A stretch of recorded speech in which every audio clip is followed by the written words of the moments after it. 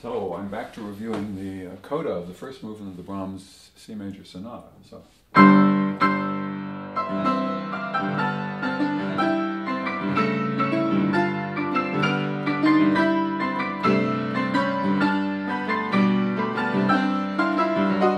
It gets arbitrary.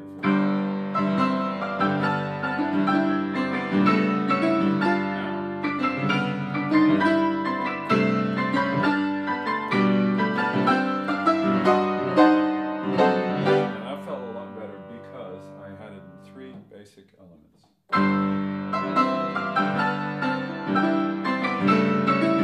This. Now.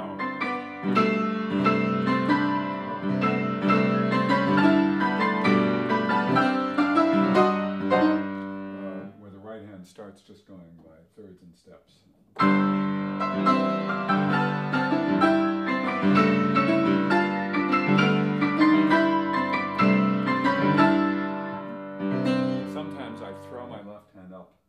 To who knows where, in other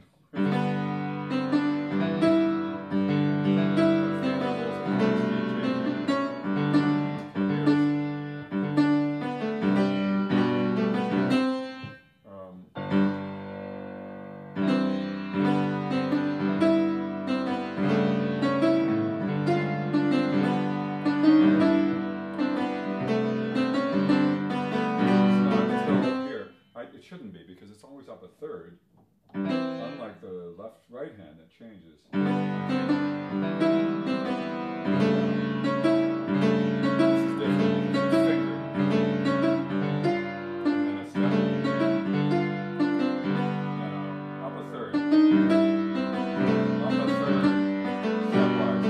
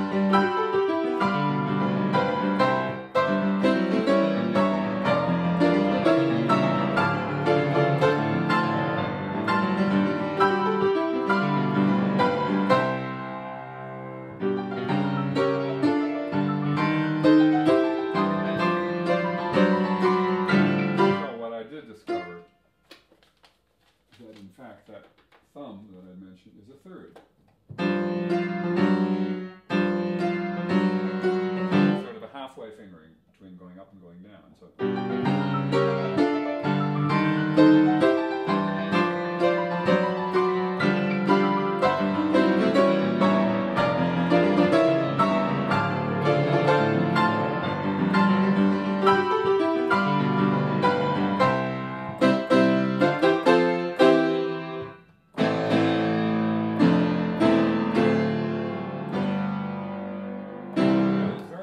Not to just be bombastic. There's so much going on that I need to show reserves and to show lines, to show how he accumulates energy rather than just throwing, say, a fanfare at us. So.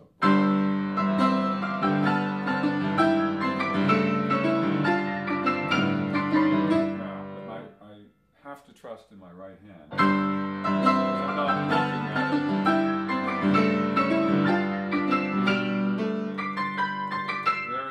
Of the end.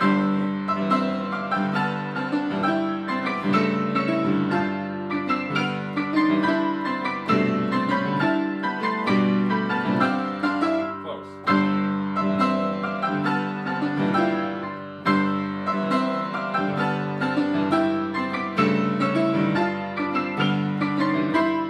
Now, the question I have to ask myself is, to what extent am I listening? This obviously.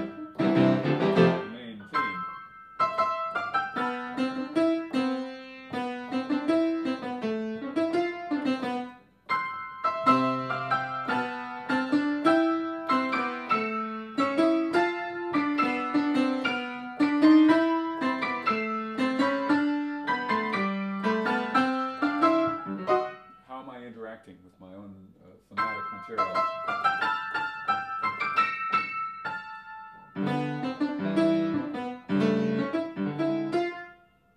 It's not exactly a canon, it's imitative, but on the other hand, rhythmically, it's homophonic.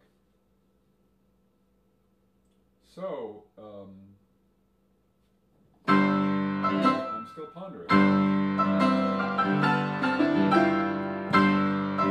I think initially, the right hand is truly thematic and long.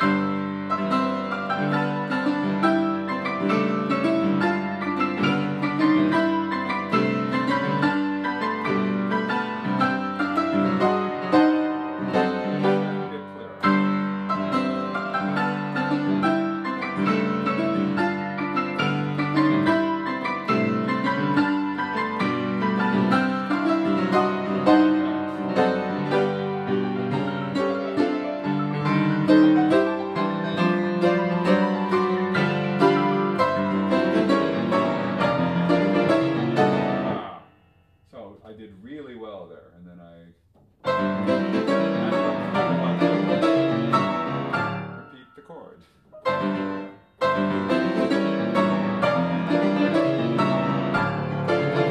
So here it's definitely left.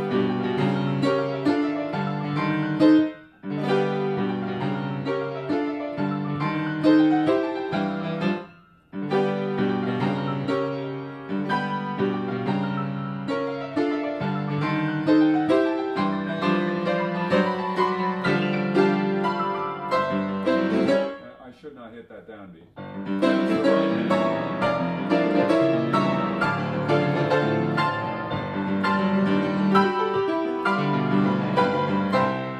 then, of course, the left hand provides impetus and inner drama. The right hand is still being thematic, but it's slowed down. So here we have right hand.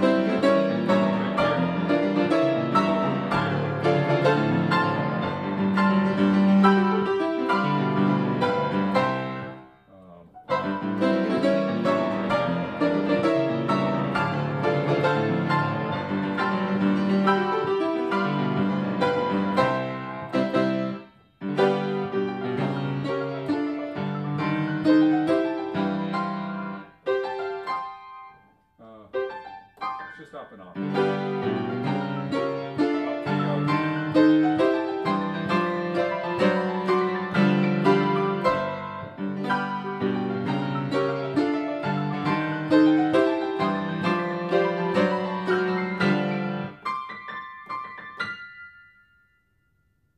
Now I've got to stick with C a little longer.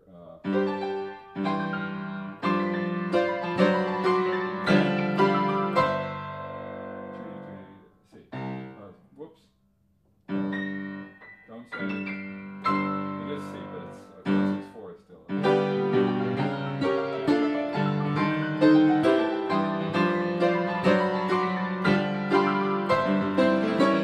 I'm hitting the left hand, the right hand.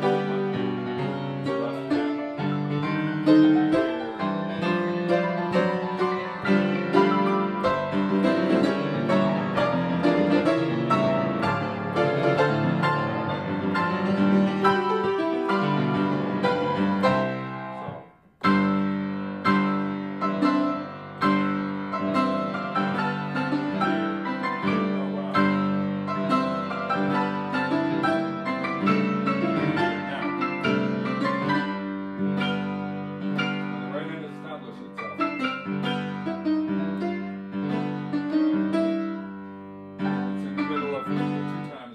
Left hand has a middle G, middle D.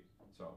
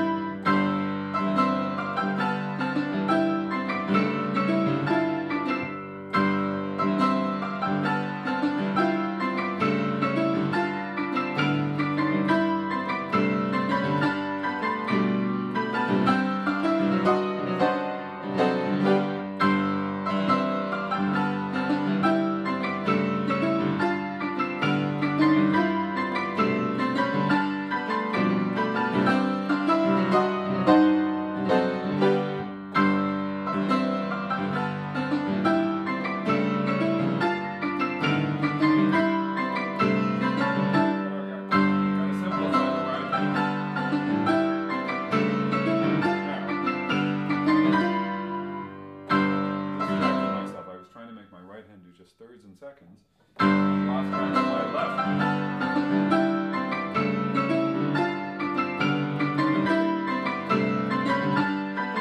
Very good.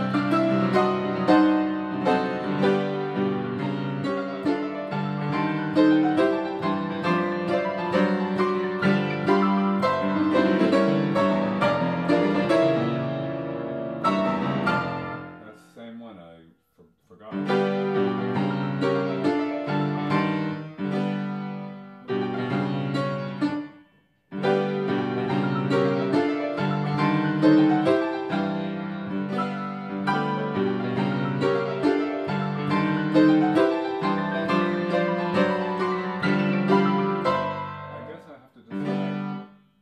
Sticking with my G pedal until the G lets go, and I may still.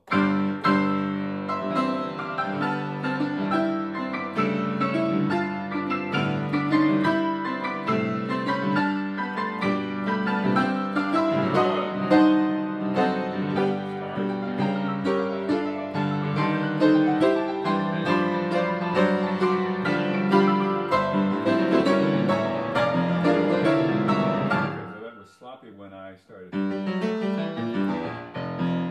that, everything else was ready too, so.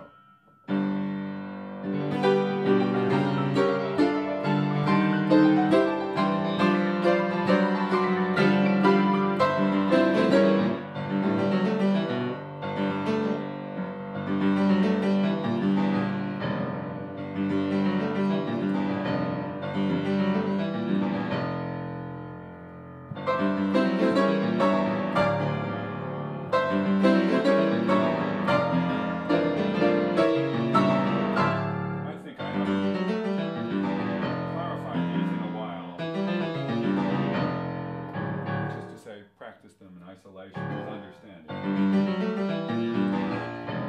And the result is you can get fuzzy.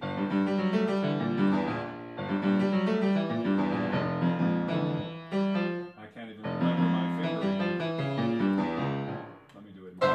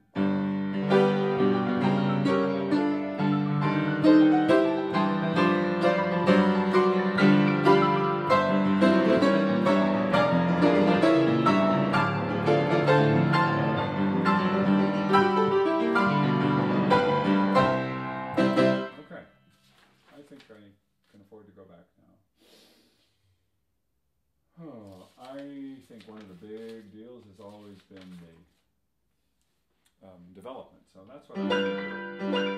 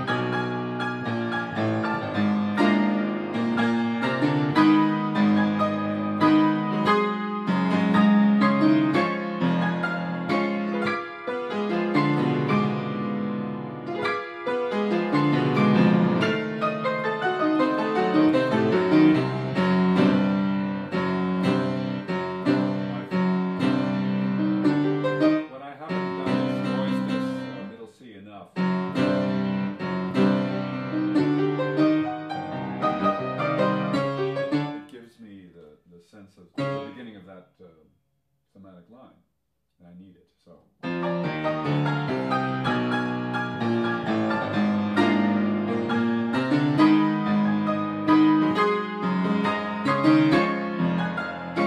Another thing I've noticed, I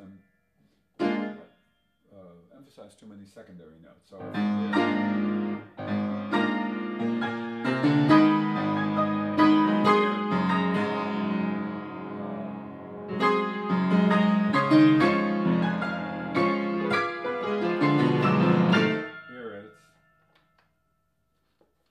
Right hand, so it's, let's see.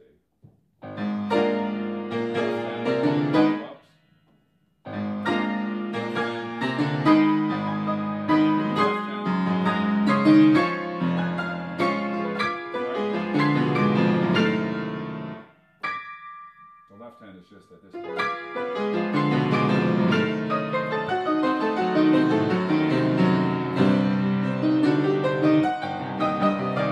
Okay, good.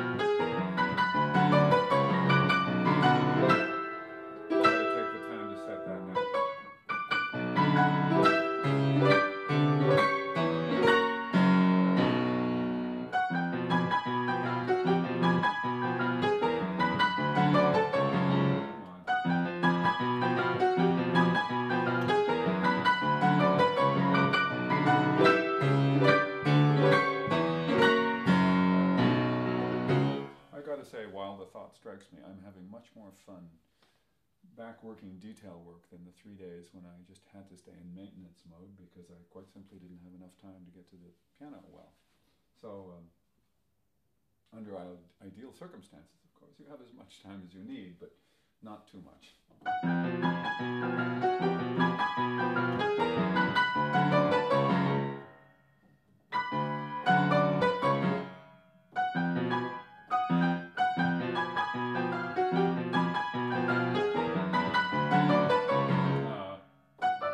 I've got to reapproach to that.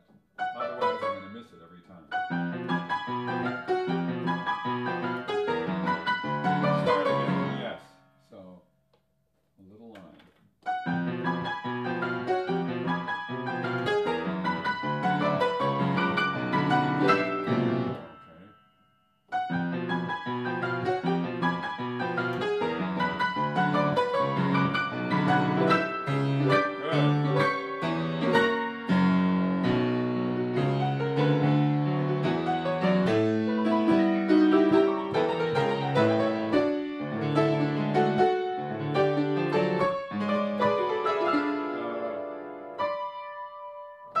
That's right. I remember there was a single bare octave there.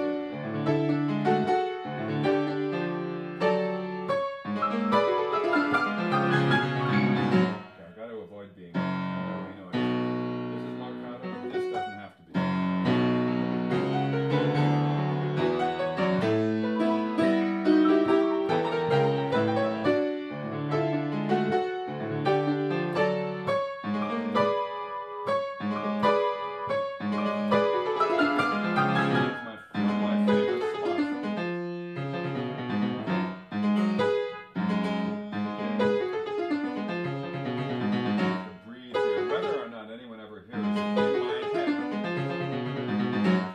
Those groups.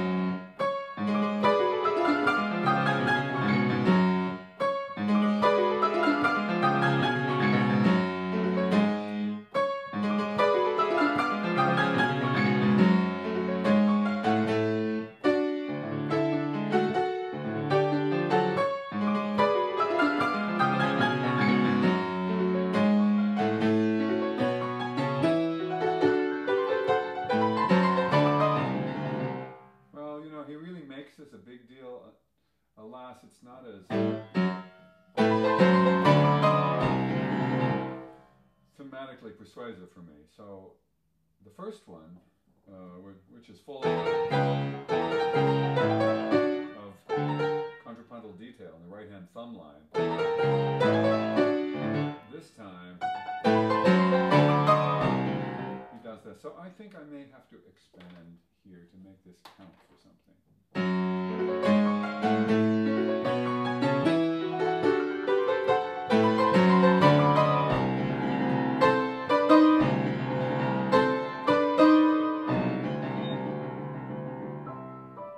In order to make that transformation work more persuasively. And that's pianissimo and dolcissimo. So, good grief, that's a quick emotional change.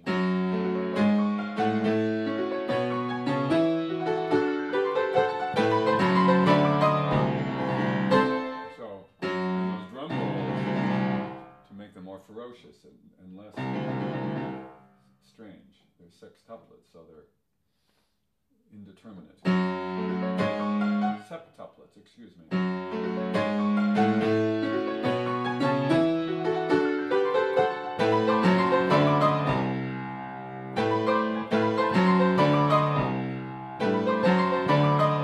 rather than assume, good grief, is this ever clumsy, I will take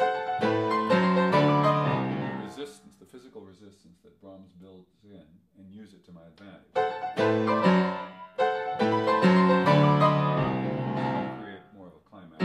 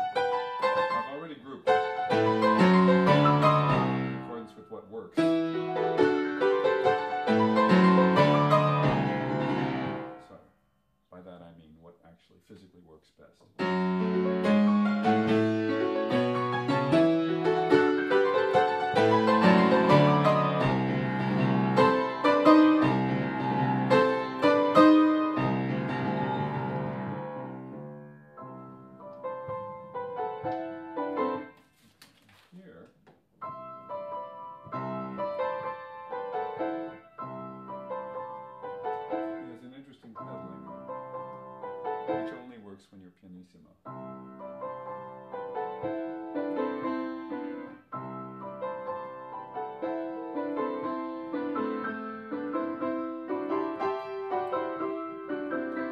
Much more distinct in my own head when it's the third on top and the third on the bottom.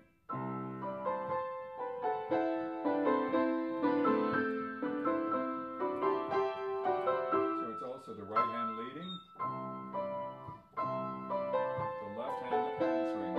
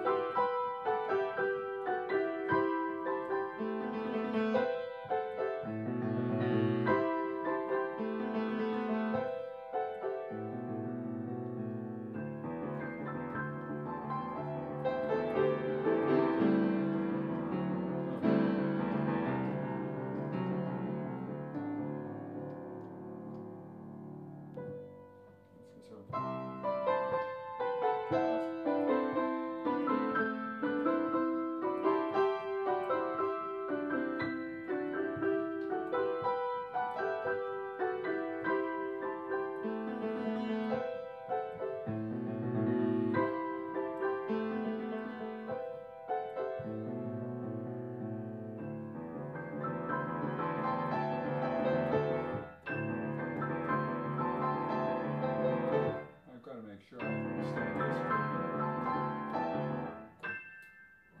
5, 4, 4, 5, 5, 4.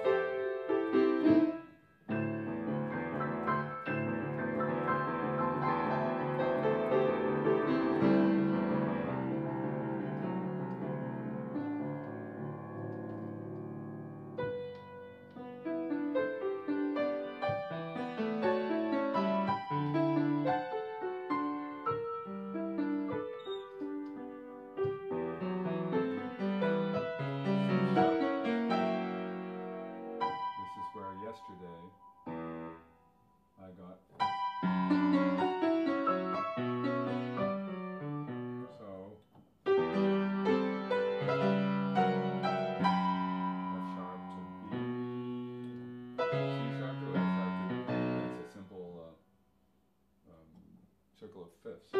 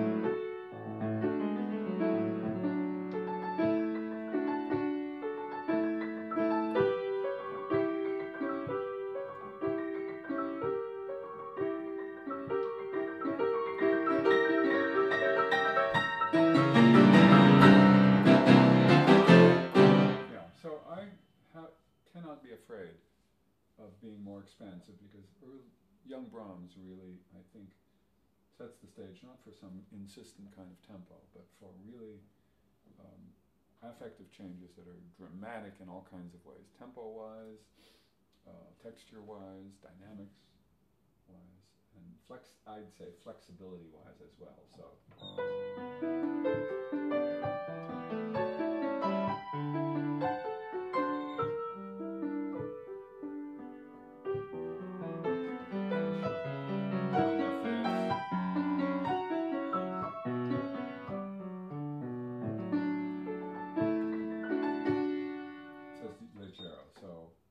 Actually, that makes it softer than this. The second statement is more intense. So.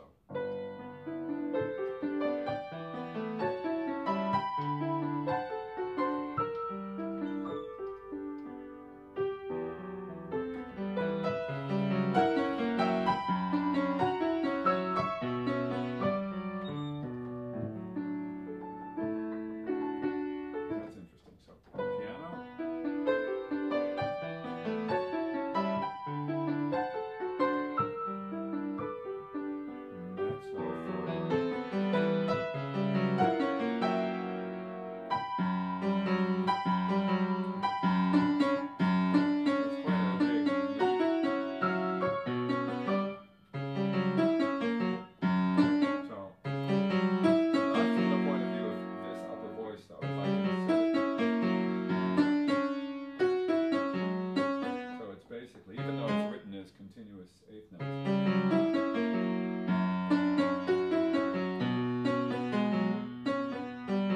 The bass.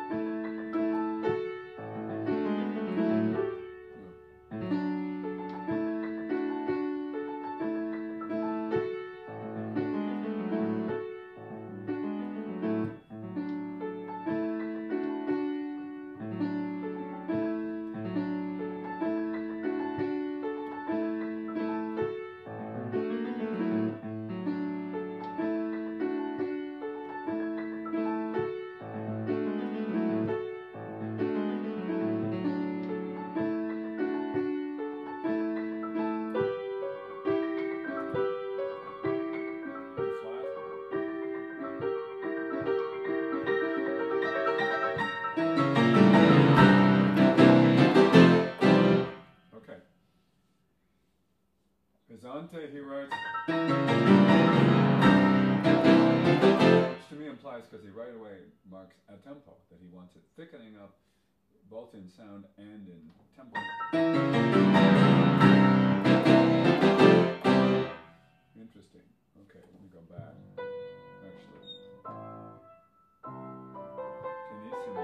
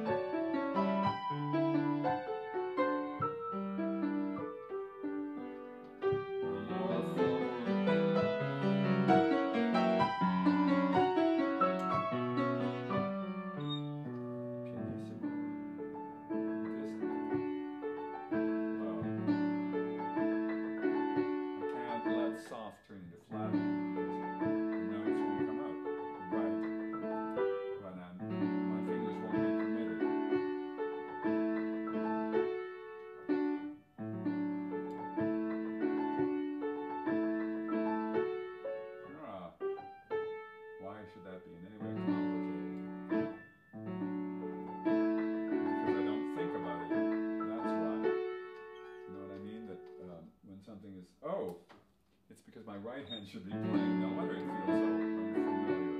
I definitely wasn't thinking about it.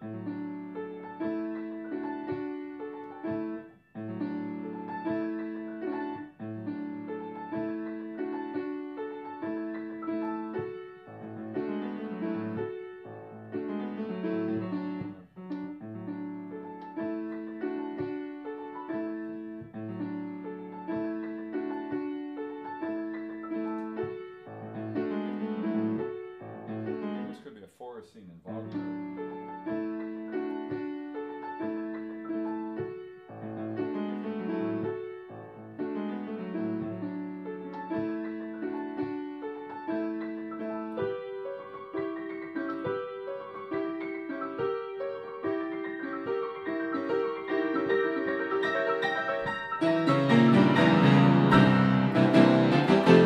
That's different. Instead of charging the pesante, which is very clearly written and I've been ignoring. So there are a lot of rewards to going back to the score and really getting detail oriented, which I don't always have the pleasure of doing, or perhaps I should be doing more.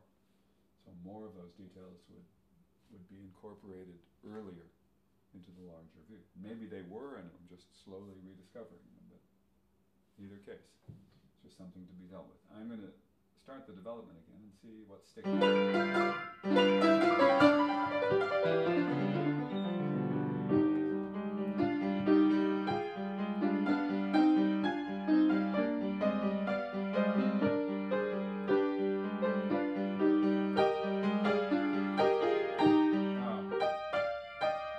I remember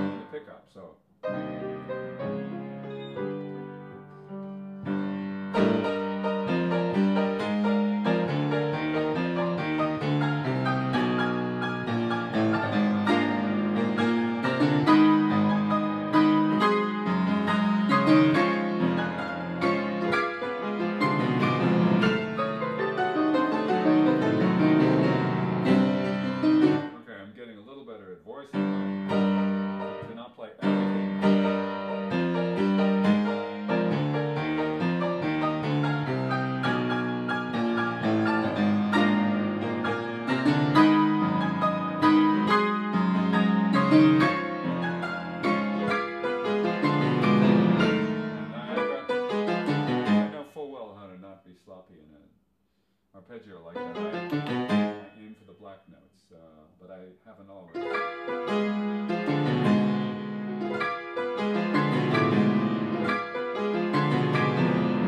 Because the last one, it's interesting, the last one is a white note.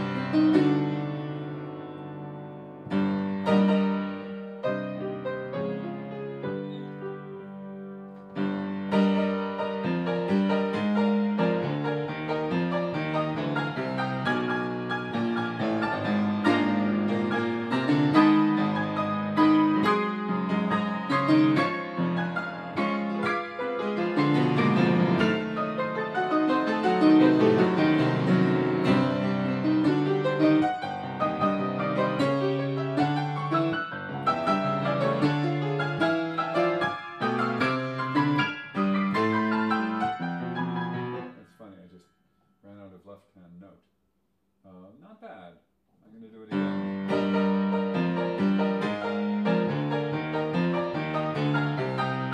Now that's the three-note chord. It gets me to the full chord so much more easily.